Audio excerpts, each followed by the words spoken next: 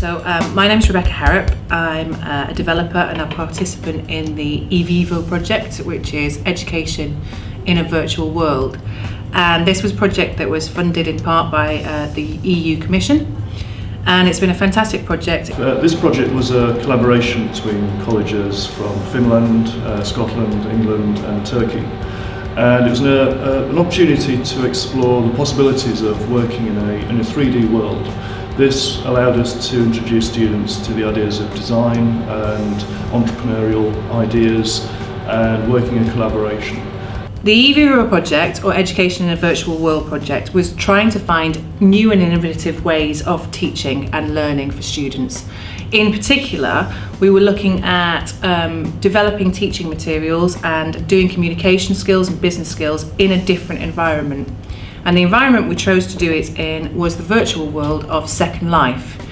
Now, Second Life is a little bit like a computer game, but it has elements of things like a social networking site. You can chat to people, you can send little text to people, but you also have a little avatar. And the little avatar can take any form it wants. If you want to be a dragon, if you want to be a robot, if you want to be male, female, you can take on any appearance you like. And you can communicate with people in a similar kind of way that you would meet in a coffee shop, or you can choose to meet in London, or you can choose to meet in Paris, you can choose to meet in a representation of lots of different places in the world. This was beneficial to students in many different ways and enabled them to work in 3 dimensions rather than just working on paper, to create concepts and ideas for their own constructions. In Second Life, you could either spend, maybe a few hours, if that, designing your own car and keep it quite simple with little blocks and little shapes, or you could even go and purchase a car that was pre-made, or some of them are free, get your own little Ferrari, and then jump straight to the programming and program the car. And there'd be instant feedback for the learner if the wheels were spinning or rotating in the wrong direction and spinning the car over, for example, instead of backwards and forwards. It would be very, very obvious. If they'd done the scripting wrong so that the car wasn't moving backwards and forwards, it would be really obvious. So they get this instant feedback that you don't normally get with traditional teaching methods. They can actually experience then taking their object and driving around somewhere in Second Life where there's trees and there's a road and there's all bits and pieces that we couldn't do somewhere else. Traditionally, when you're teaching programming, you're lucky if you manage to get a little box to move along, and it's not quite as exciting. Second Life itself gives people lots of opportunities, and entrepreneurial ideas are very much a part of it, as well as for recreation and entertainment. So you can use it, and many people do, for actually not earning, well, maybe earning a living, certainly earning income, and creating their own world. And it's a world within a world. It's Second Life. Designing skills and designing things like even simple as designing a t-shirt. So we had people in art and design who perhaps make their own designs for things and make their own designs for t-shirts. Being able then in Second Life to import your picture into Second Life and turn it into clothing that people were then wearing on their avatars or wandering around and wearing, and being able to sell it, made it a very, very interesting and innovative way to teach things, where they could see the actual application of what was going through. So one of the other key objectives that we had for E-Viwo, one of the other key objectives that was there, was to have a virtual fair at the end of the year. Now, this virtual fair was to be a mock-up, if you like, of a full live exhibition centre or exhibition space. Students from Barnet and Southgate College, which is where I'm a representative from, we'd made things like one student had made a bass guitar tuner that was really fantastic. So it was scripted, so it looked like a bass guitar, but when the little character would click the string, it would play a loop of that note over and over and again. The idea being that somebody could sit at home with their bass guitar and could try to tune their bass guitar to the noise that object was making. The virtual fair itself was very, very successful. We had over 400, I think we're now at 475 visitors, and that's only been 10 days since the fair officially opened. So we've had nearly 500 visitors. That's not counting all of the, we've had, for example, here we had lots and lots of students would come in and have a look at they would walk around and everybody would be logged on. So we've got many more hundreds who've seen things like that. So we've probably coming close to, I would have said, 1,000 people have probably seen the exhibition space, and I've enjoyed the fruits of what the students have made. And it's been a really, really fantastic project, which I think has been well worth it overall. So this is a quick look at the area for Barnet and Southgate College in England, in the UK. This is a 3D representation of our college, which was built by one of our students, Ramazan. Inside we have lots and lots of various displays and links to videos and work by our students.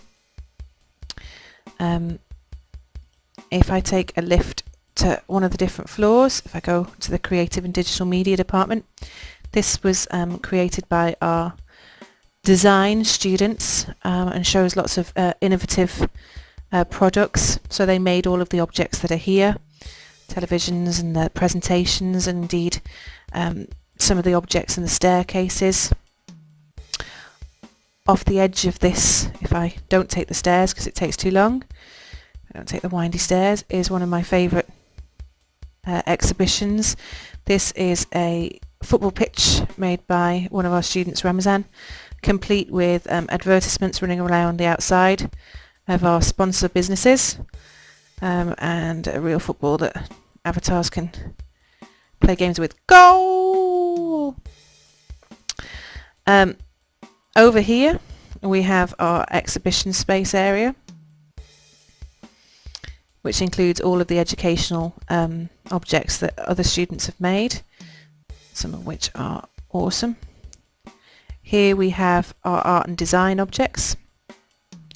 This one is a bass guitar tuner, so the idea is that you click the string and it will play the notes, various strings.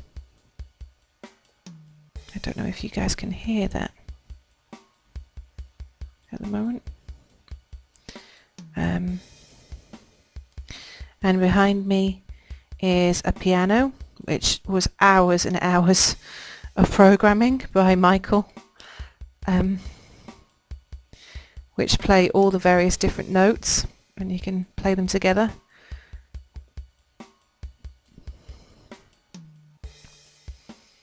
These signs that were made by the media students. In here we have our environmental exhibition area, where we've got a fabulous display of a windmill, a rotating windmill, which has a script in it to make it rotate, and a couple of notice boards all about different types of energy, wind power and coal and fire, and which of course is the most environmentally friendly.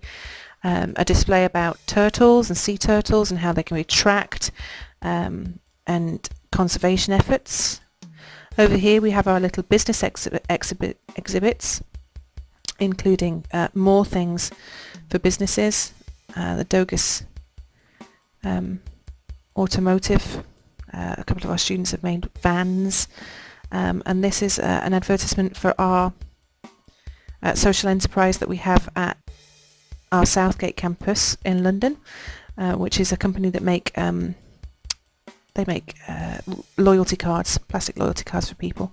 So one of our students has used a rotation script to rotate one of the cards that they make, and show us again another advert here for Volkswagen. I forgot to say who the students were who made this. This was made by Daniel, the windmill.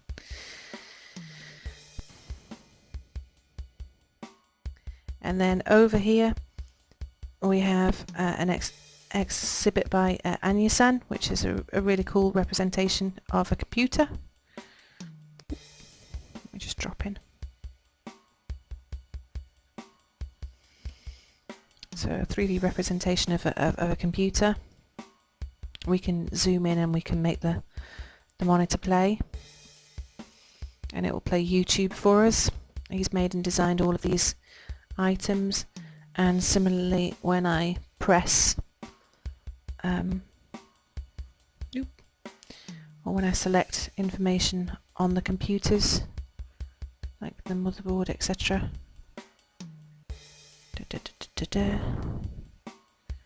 If I actually... It will tell me that it's a CPU, and it will tell me a little bit about information about the CPU, and it does the same for the other objects as well.